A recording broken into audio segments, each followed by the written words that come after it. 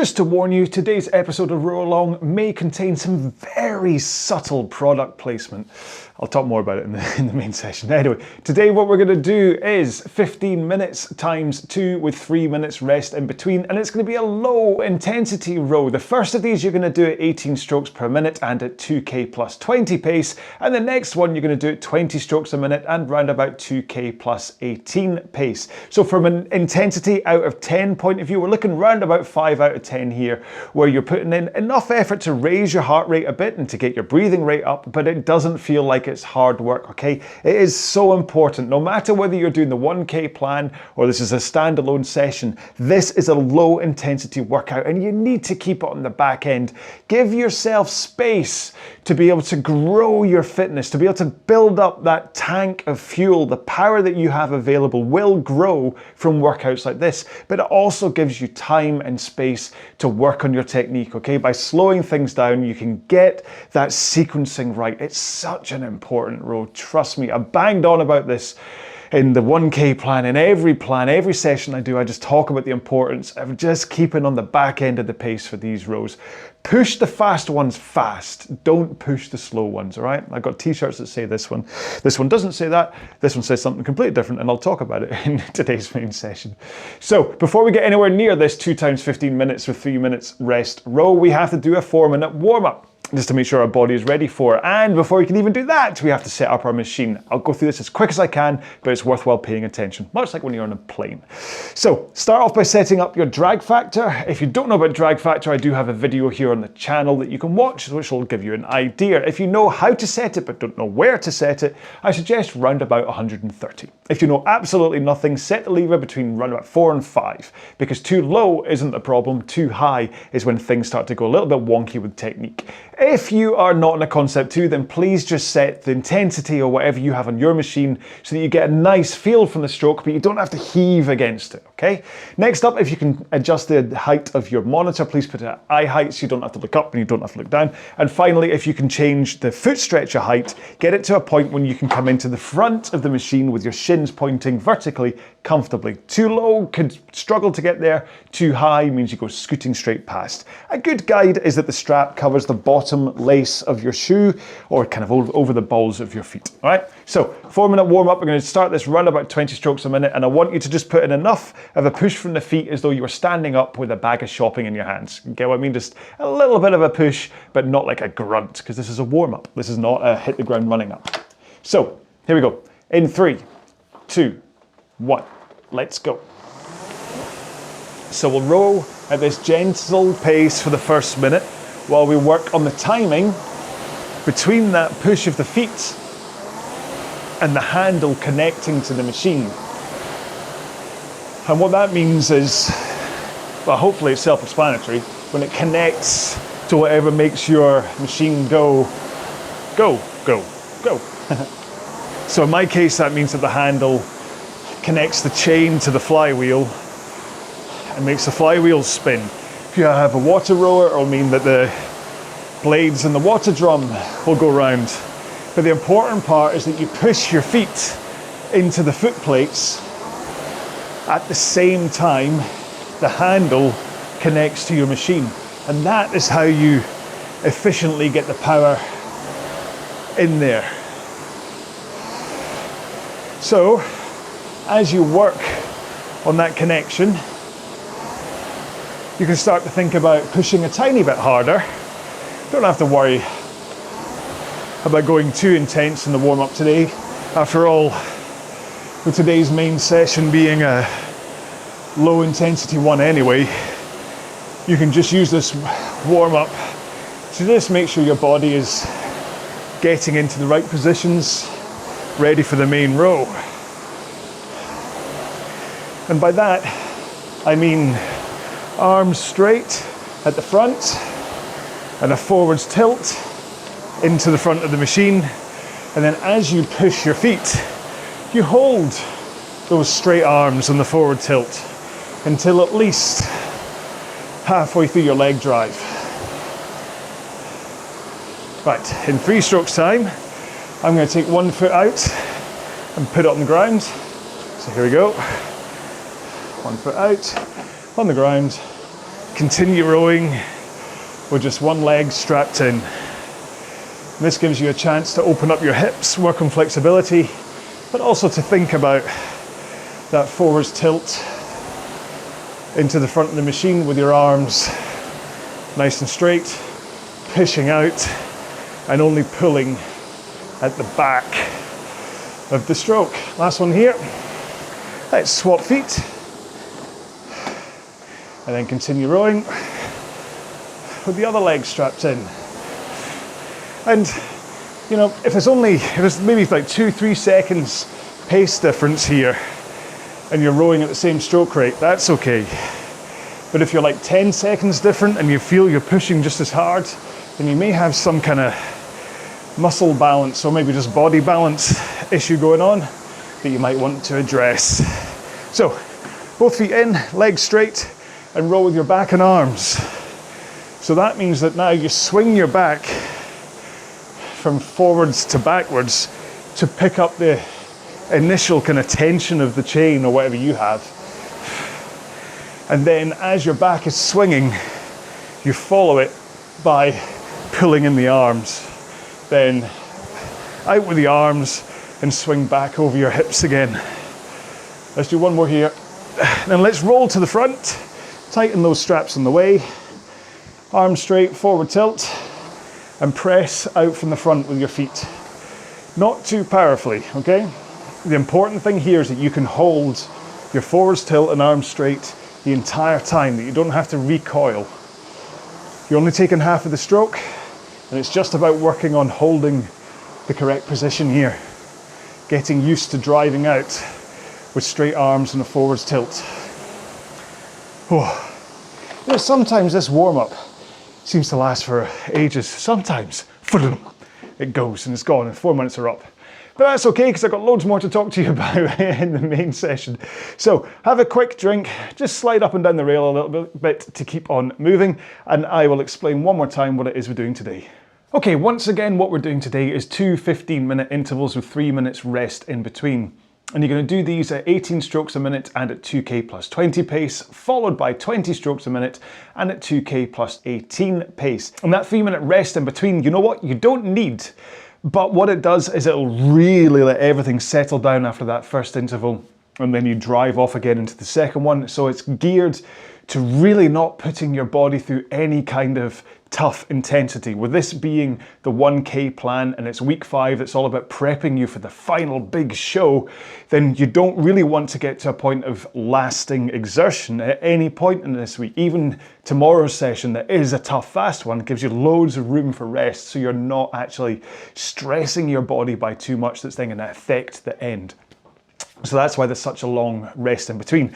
If you are doing this just as a standalone session and you're like, actually 3 minutes rest, mate, that's a bit too much, then what to do is keep on rowing for the first minute of the rest, stop for a minute, and then start a minute early for your next one. So basically you're doing 16, 1, 16 instead of 15, 3, 15. Does that make sense? Fine.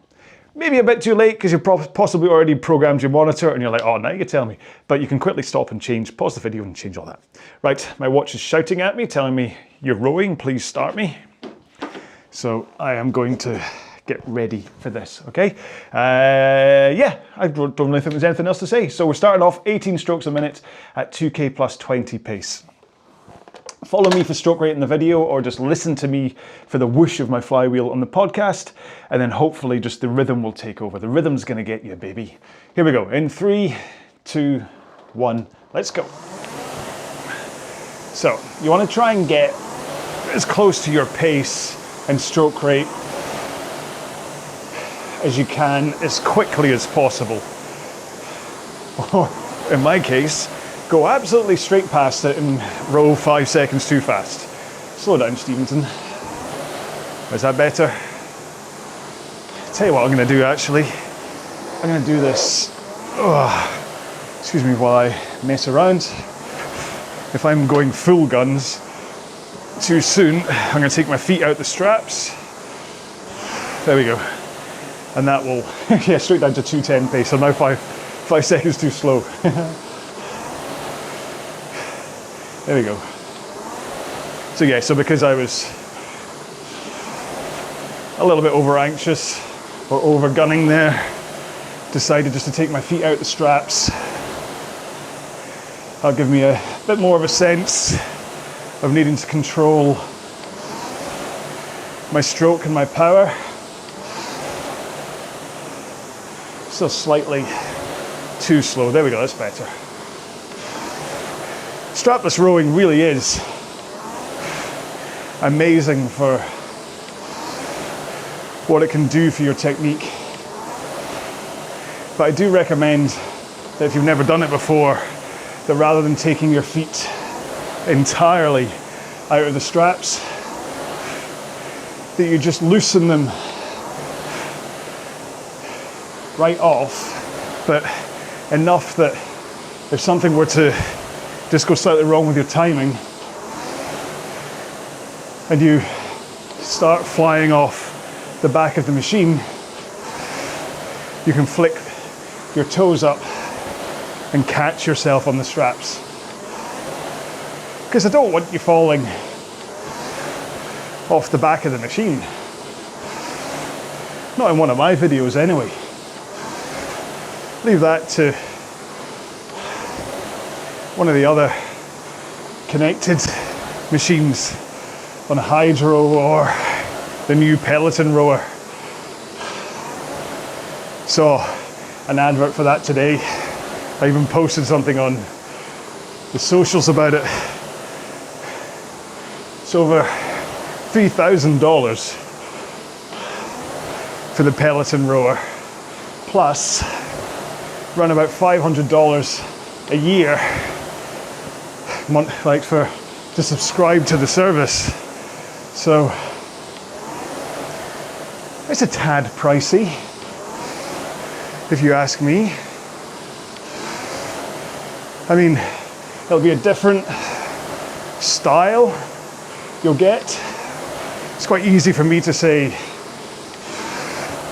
just buy a Concept 2 and load up these RowAlong workouts, but maybe the users of the Peloton are looking for more of a connected, bombastic approach, not some Scottish doofus in a bright orange t-shirt. But still, it's a ludicrous amount of money, and I think it's aimed at people who think that they can buy their way into being fit rather than actually putting in the hard work. It's like if I spend $3,000 on a expensive piece of kit, then I'm guaranteed to get fit. Unlikely. You still have to use the thing. Anyway, sorry. This is yet another reason why I should really script what I'm talking about in these rows, rather than just bouncing from thought to thought. Because I had initially started talking about strapless rowing and I deviated. Sorry. But the point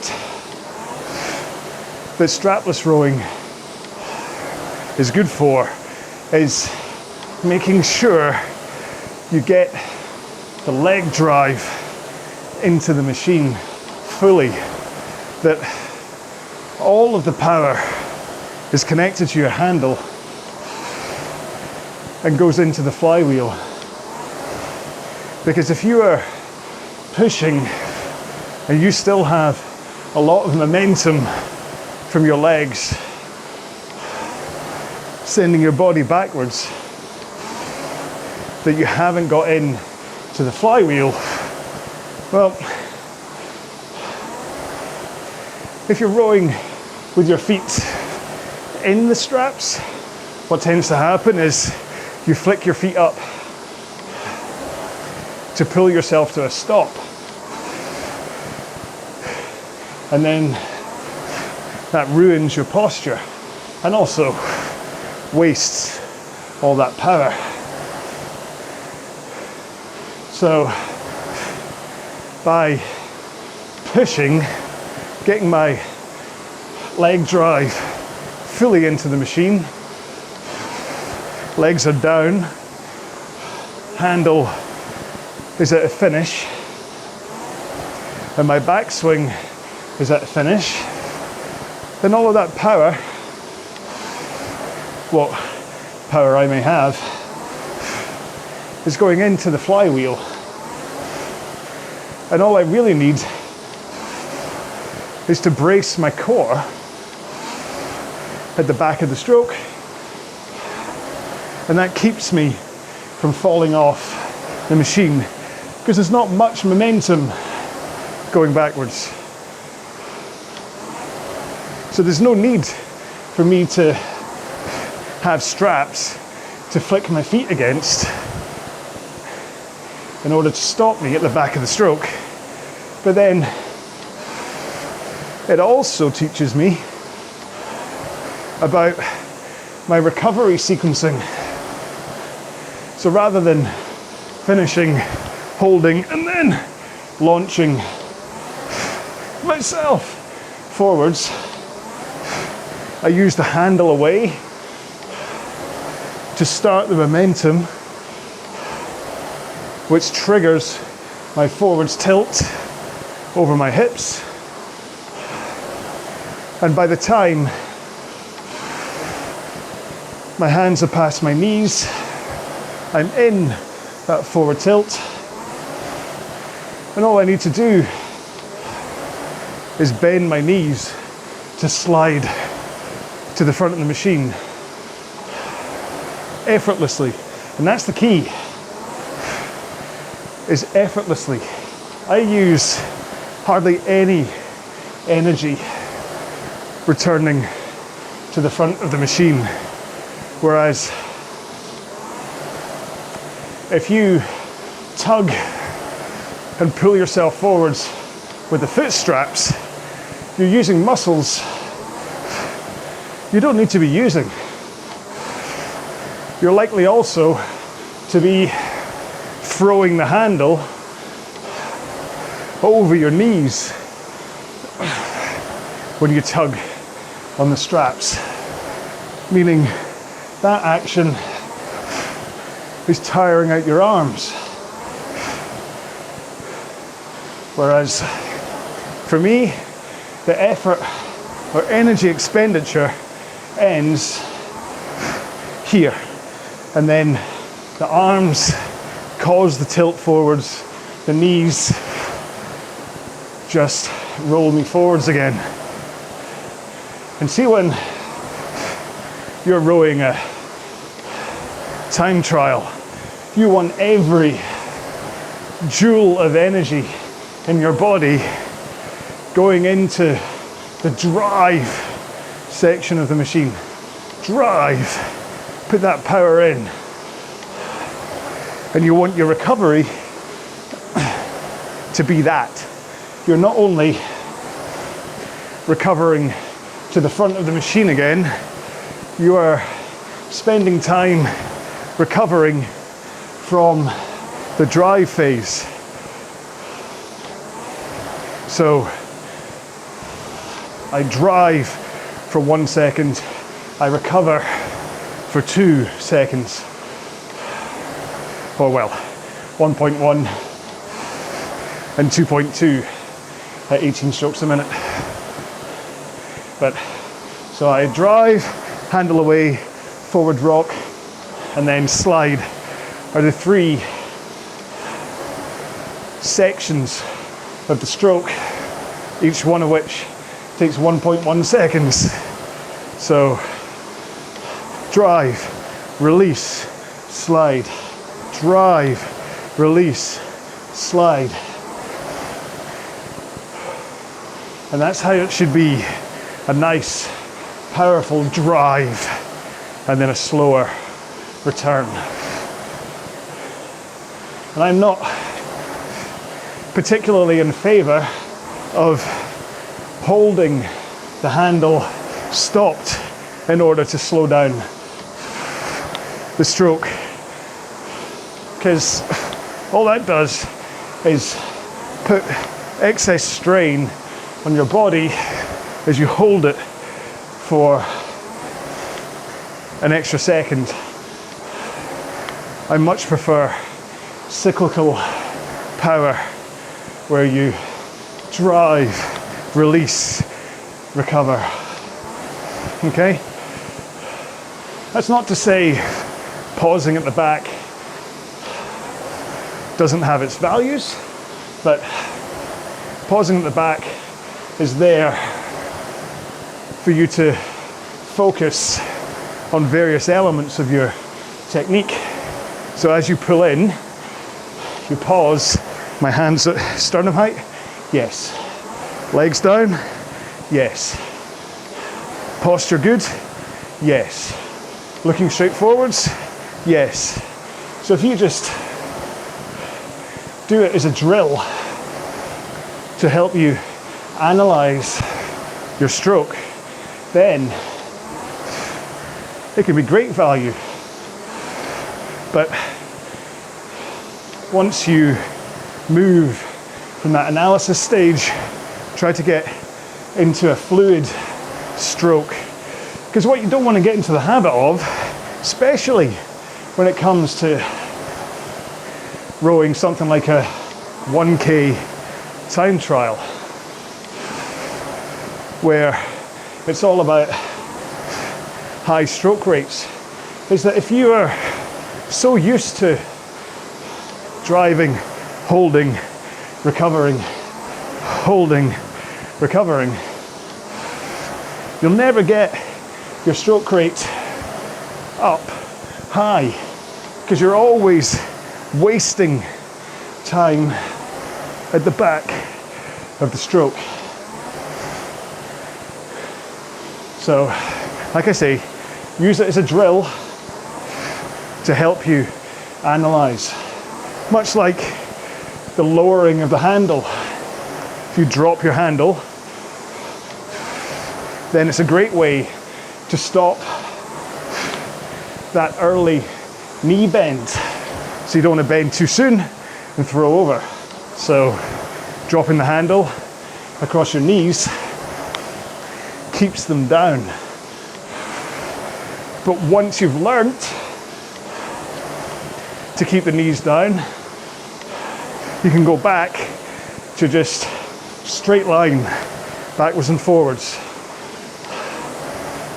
Because that dropping of the handle, what it does is it promotes a slump and an early backswing. So as you come forwards, you slump, and then as you raise the handle, you come out too soon. Whereas if you just think about a straight line, you keep at the right angles and handle height throughout the entire drive, finish and recovery, which will help your posture and your body angles through the stroke and make you faster and more efficient, which will then lead to you being fitter, faster and stronger. Okay, a few more strokes to go. Last one coming up. There we go. So, for me to row that at 2K plus 20 at 18 strokes a minute, I was aiming for 205 pace. My average by the end was 205.4. I mean, the amount of times I was demonstrating bad technique in that hoo-ha getting out the straps, that'll probably have accounted for the 0.4. But I'm happy it's on the slower side. I was aiming for 205. If that was 204 and I'd gone 2K plus 19 instead, I'd be a bit like, oh, I pushed that a bit too hard. If you're doing the same and you're higher even than that 2K plus 19, then really just do have a think about what you're trying to achieve by doing a row like this. If you push it too fast, you completely undo the benefits of why this session's here. It gives you a chance to slow down and enjoy rowing, working on your technique, thinking about the power, looking at it and going, hey, this feels great, rather than pushing it too hard, finding it a little bit tough, and being in no man's land, where you're like, I'm not getting the fitness benefits out of this, I'm not getting the speed benefits out of this. All I'm doing is satisfying my ego that's telling me I shouldn't be going this slow, and your ego is not your friend for this kind of a row, okay? Tell him to back off. The ego man can come along for the sprinty stuff, not for this kind of a session. Right, I'm gonna have a quick drink as we hit the halfway point.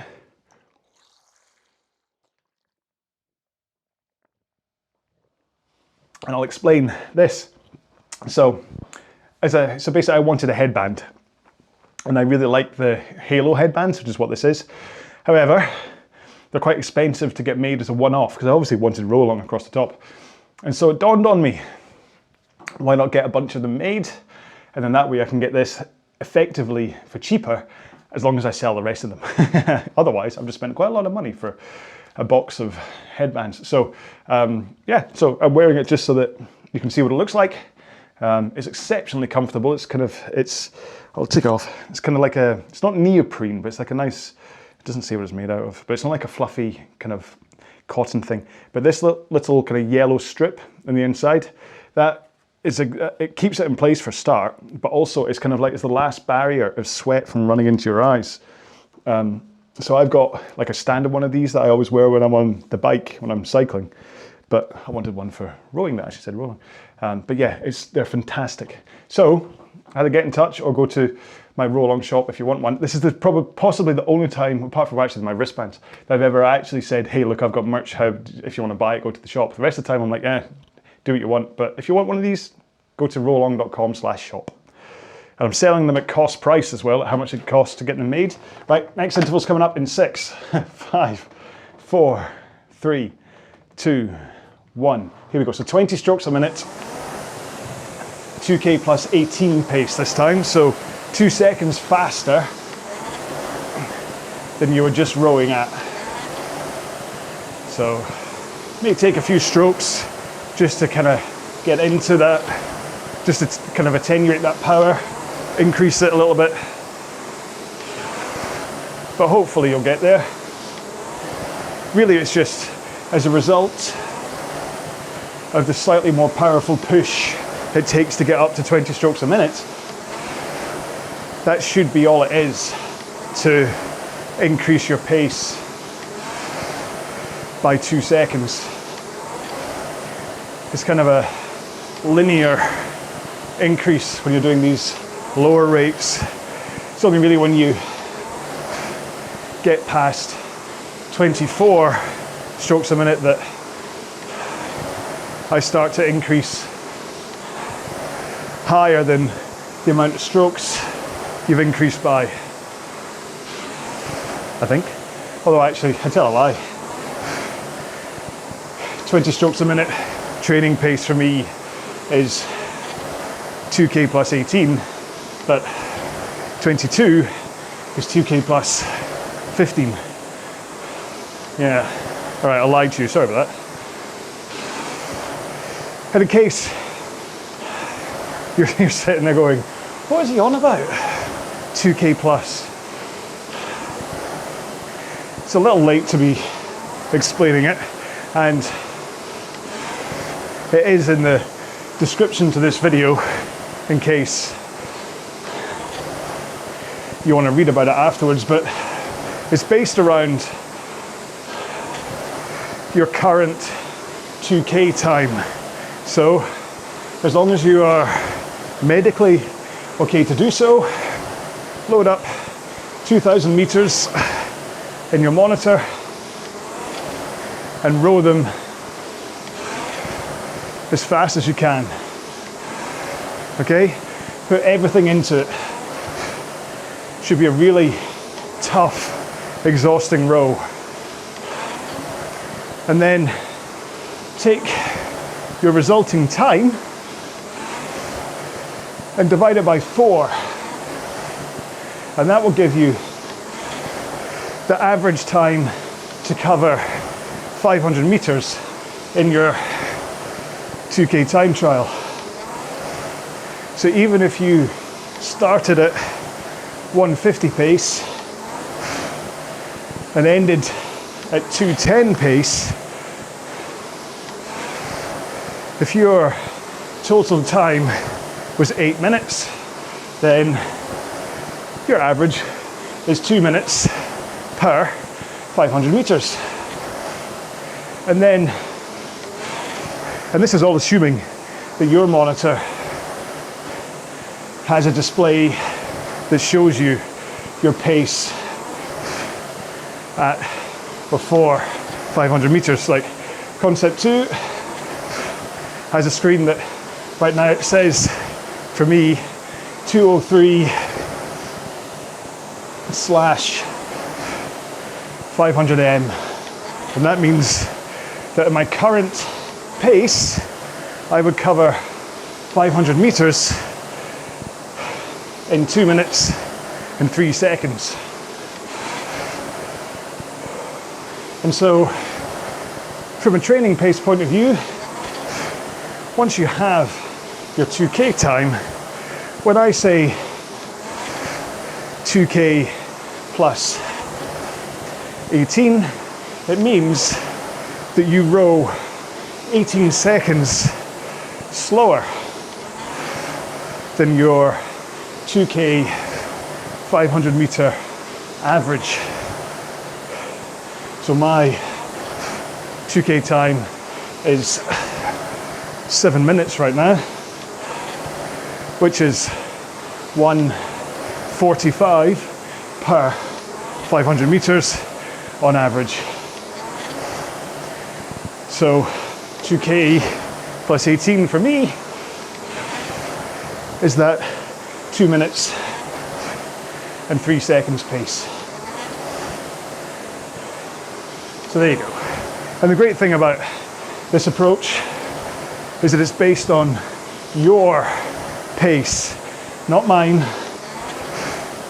not your friends, but your pace.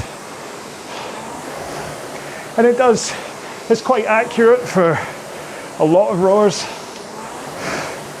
And it's really only when you become a sub-6 2K rower or slower than, say, 10 minutes that it starts to be a little bit wonky. In which case, you need to spend some time working out the right pace for you. So, like I said at the beginning, this should feel about 5 out of 10 effort, where heart rate is up, breathing is up, but you don't feel like you can't continue. You should be able to hold a conversation, albeit, unlike me, you will be stopping to let the other person speak from time to time. Whereas my rows are very much a soliloquy where I just talk away to you about whatever comes into my head. So if you can work out what that pace feels like, and then you can kind of fine tune your training to adapt to what is, after all, an attempt at a cookie cutter approach for everyone. There's other training methodologies out there, heart rate based, or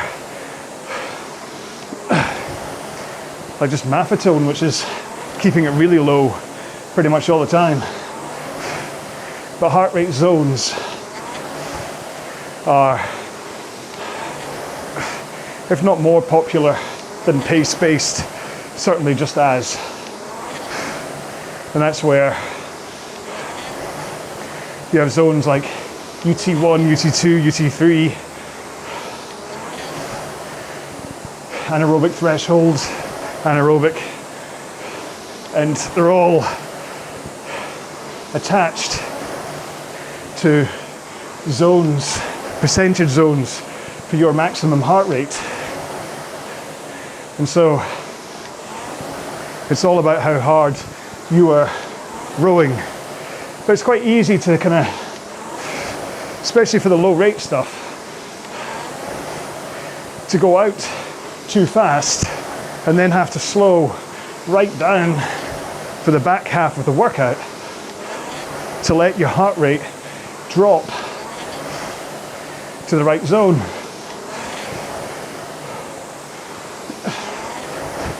Whereas I suppose my approach is the other way around, where you'll start off at quite a nice, comfortable range, but as the row goes on, because you're focused on maintaining pace, there is an element of cardiac drift that then punches you out of the equivalent heart rate zone. But this is why you pick one method and you don't try to cross-pollinate. We're not birds and bees. So, closing in on 5 minutes to go. That's a good sign, isn't it? A good old sloggy workout. Now, the one thing, now that we're entering the 25 minutes of workout point, if you're starting to kind of lose concentration, or even if this is still quite a long row for you and fatigue might be starting to set in, the main thing that tends to go is posture, because it takes a bit of effort to keep your posture powerful at both ends of the stroke. Sitting up tall, core braced from here to here. So you brace from the drive until your back tilts forwards again. So that's quite a lot of time to have a braced core, and so it can tire out. But usually it's not actually tired enough that you need to start slumping and compensating. You just need to focus on the posture you're meant to have. So that's that you are tilted forwards into the front of the machine, and by tilted I mean your hips are tilted forwards and your back therefore tilts like a hinge. You pivot towards the front of the machine. Whereas if you have a rounded posture with your hips rolled backwards, then you have to do something weird at the front in order to get that forwards tilt.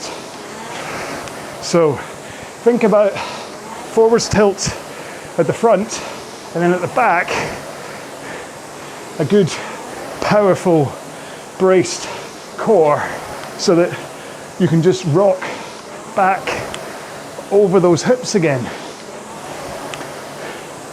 Oh, slowed down my rate there a bit. Sorry. One more should be back in line with you. There we go. It's quite hard trying to describe how it should feel, but you should be up and primed as you come forwards, ready for the next stroke. And the t-shirt I'm wearing today, on the back of it says, "Don't snap the carrot." That's because a while ago I used to always talk about imagining you had a carrot stuck up your backside, pointy end up. And what you want to do is just pivot forwards and backwards in order to not snap the carrot. Now, I realise it's both a mixture of childish and disgusting, but if it helps you think about, don't snap the carrot, and that's what gives you that up and powerful posture,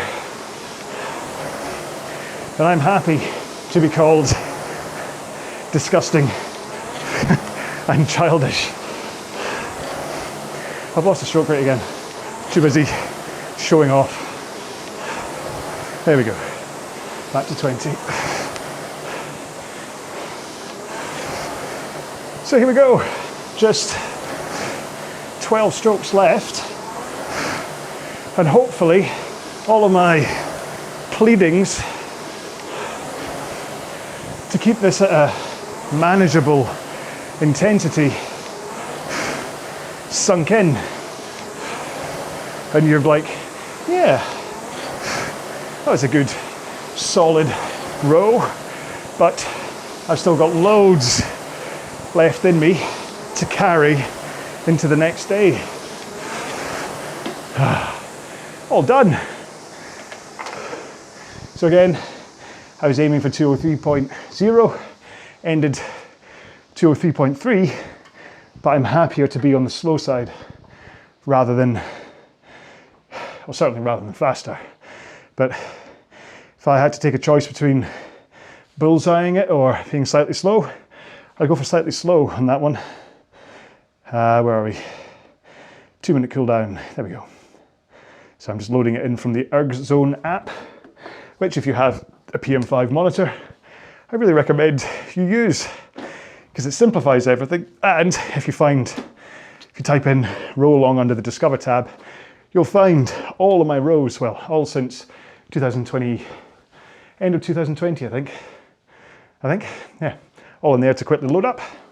Makes life so much easier. So 2 minute cooldown, I'm just gonna do this at a nice gentle pace, maybe say about 5 seconds slower than you were just rowing just then, just to let your body slow down and cool down. So here we go, in 3, 2, 1, go. So just a nice, gentle, it's almost like how you started the warm-up, where it's just about enough of a connection of your legs to your hands. And again, see, when you're rowing slower, and you're not actually focusing on a proper stroke rate, this is when you can spend time to think about those body positions and where you are as you drive. So you come into the front, arms straight, push with the legs, and then because you're not thinking about power, you can hold that forwards tilt and straight arms as you push your legs in, instead of fighting against the weight of the flywheel and either swinging your back too soon in an effort to overcome that weight, or pulling your arms too soon. I tell you what, see, strapless, that pulling of the arms too soon is what makes me feel like I'm about to fall off the back. The early swing doesn't. If I do that, I'm still all done at the back and I don't feel like I'm about to fall off the back. But when I do this, it all gets a little bit dangerous. So, never really thought about that before, never really broken the stroke down into those elements while rowing strapless before. So, answers on a postcard. If you row strapless, what happens? Are you able to stay balanced? Because again, this is another posture thing where you need to have that good posture. You need to have that rock forwards and backwards to row strapless. Because if I am under like this and push, yeah, that noise, that involuntary goofy noise was me almost falling off the back. So there we go. That was today's row, that was today's cool down. Next we can do today's stretching. Now if you don't have time to hang around and stretch, please stretch your quads and your hamstrings at one point before you get too cool. I don't recommend doing it in the shower because I don't want you to slip and fall, but you're a grown up, so just please make sure and stretch those quads and the hamstrings. Or if you do have time, then Stretchy John has just appeared in the top corner of the screen. He will take you through very structured, time managed stretches, or you can join me. I'll have to get the straps up again, and I will take you through some stretches on the machine. In fact, I'm going to take my headband off now. Have I got headband hair? Not really. There you go. Whee! It's like I say, available in the shop. So stretch, hands in the air. So both your feet are in the straps, but not tightened. Hands in the air, and then just fold forwards. And as you do that fold, if your legs are straight, you should really feel a big stretch right up the back of your legs. Now, how much you do that fold, the angle of your ankles, your toes, how much of a bend, like whether you have a bend in your legs, because if you bend your legs, you'll completely lose that stretch, but you don't want to lock them down. So there's a fine line between not locking them all the way down and also bending them so you lose that stretch. But yeah, they're all kind of positions of your body that you can go in that will affect the amount of a stretch that you get. So let's do glutes next. So one leg up on the rail, other leg comes over into the crook of your knee. Push this knee across your body, hold it in place, hold on to the back of the machine, and then rotate round towards the back of the machine and kind of maybe even feeling like it's down slightly. So you're kind of pointing downwards into that glute. And then how much you then hold this other leg across your knee, that can increase the amount of stretch you get, how much you rotate down, all that stuff. Just watch you don't suddenly cramp up in your in the glute that's lying out straight. Have to be a little bit mindful of everything else that's going on, not just the muscle you're trying to stretch. Change legs. And then pull it across. And definitely, I'll tell you one thing, I'm a little bit stiff still after week 5 session 1 that was yesterday. That was the 2 minute, 1 minute, 2 minute. That even though it had 4 minutes rest in between, because it was about maintaining top end power and then that 1 minute sprint at pretty much max power. Woke up this morning, my body was like, you had a workout yesterday, and it was only 5 minutes. I did that 5 minutes and then I went out for a quick cool down run, but that's all I did yesterday. Yet today my legs were like, you did quite a tough row yesterday. So it just goes to show. So, let's do quads next. So stand up, maybe rest your finger on the monitor if you want to. Flick that leg up, hold it to your backside. So your heel is at your backside, and then try and have a straight line between your shoulder, your hips and your knee. And then what you're looking for is just to put enough of a pressure pulling on that foot so you get a stretch into your quads.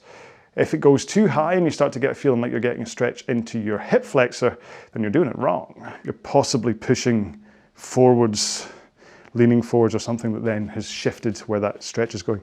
So let's do other foot. So hold it and remember, or not remember, but I've said a couple of times that I kind of hold onto the midfoot rather than onto the toes.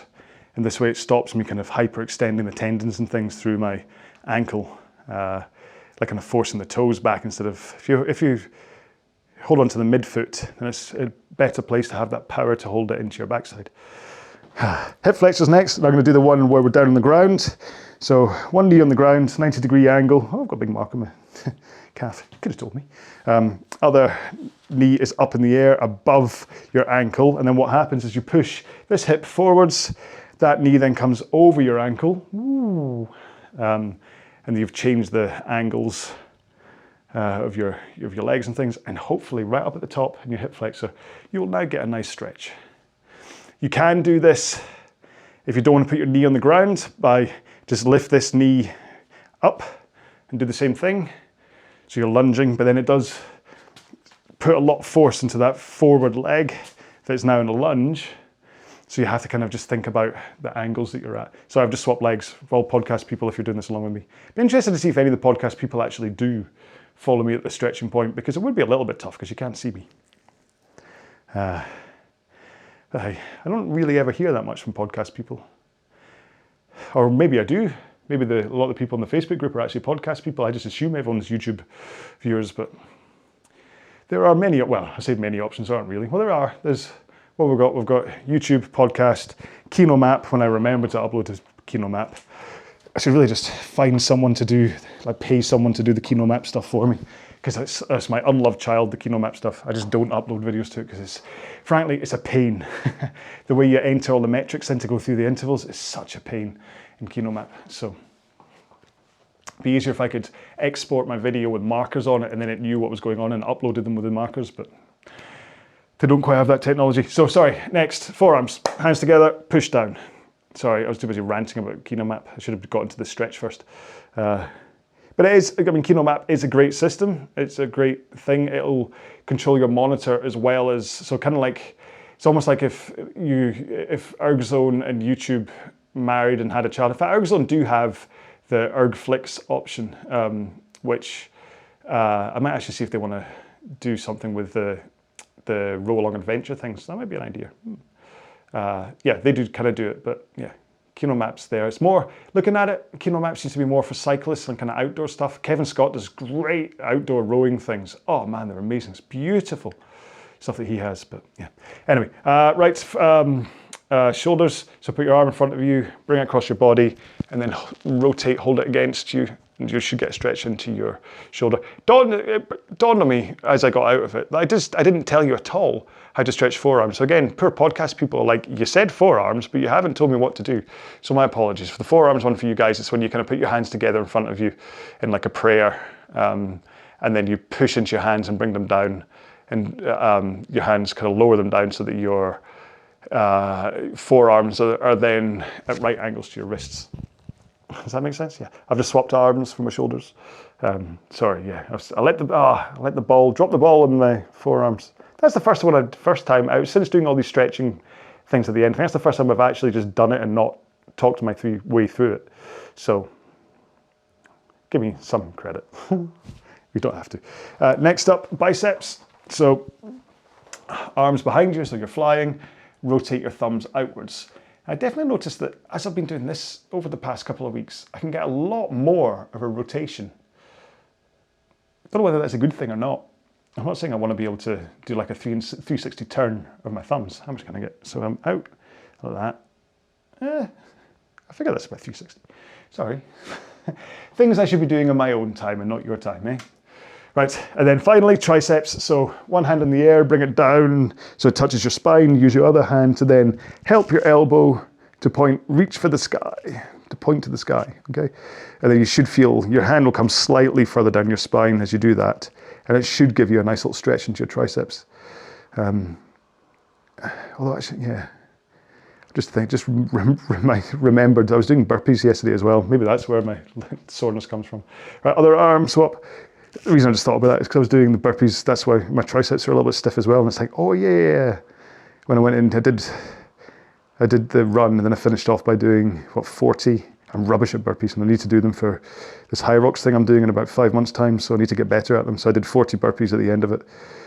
And I'm still rubbish at them. Right, there we go.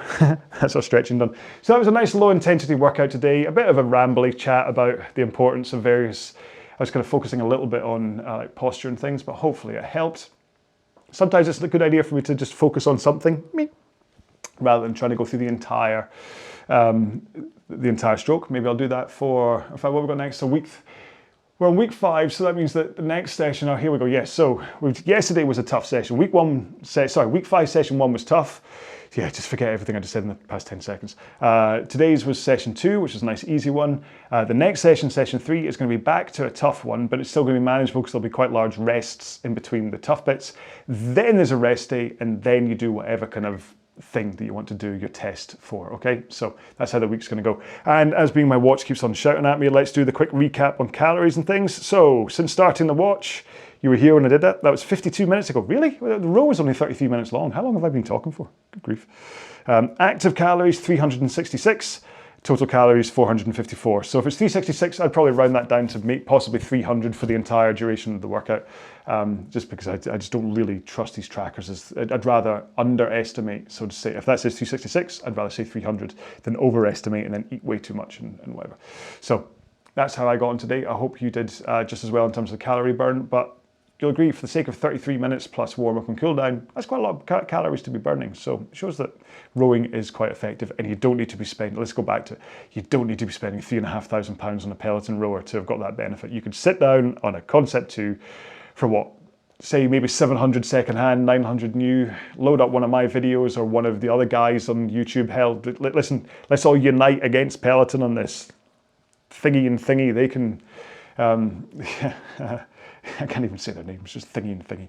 But yeah, I just think, I'm sure it's lovely. I'm sure it's going to be a great machine and it's going to be amazing to row on and stuff. But good grief, that's a ridiculous amount of money to charge for. I think that's just stupid.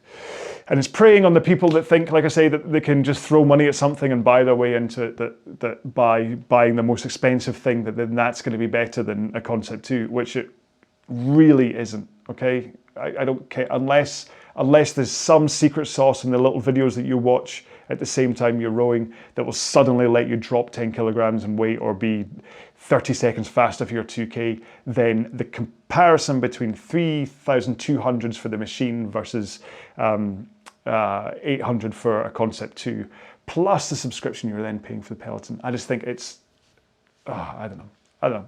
Like I say, I think it's rude is how expensive it is. It's rude because they're preying on people that think they can. Anyway, well, I'll stop ranting and I will see you in week 5, session 3, I hope, as long as you've made it this far through this video. So let's throw in a hashtag. Let's just do headband, hey? Let's continue. We started off with a blatant product placement, so let's hashtag headband if you made it this far through the video. And yeah, I only got 60 of them made. It's not like I've made thousands of them and I'm now like, oh, I've got to try and punt them. So if you want to buy one, head to the shop. If you don't want to buy one, don't worry. There's absolutely no pressure. I'm not going to sit here and just keep on going, buy my merch, buy my merch. That's not what I'm about. I just want to row along with you. I don't want to make money out of you, which is why I'm selling them for cost plus postage. So anyway. Right, thank you so much. I will see you in a future video. Until then, take care of yourselves. Be well. Bye-bye.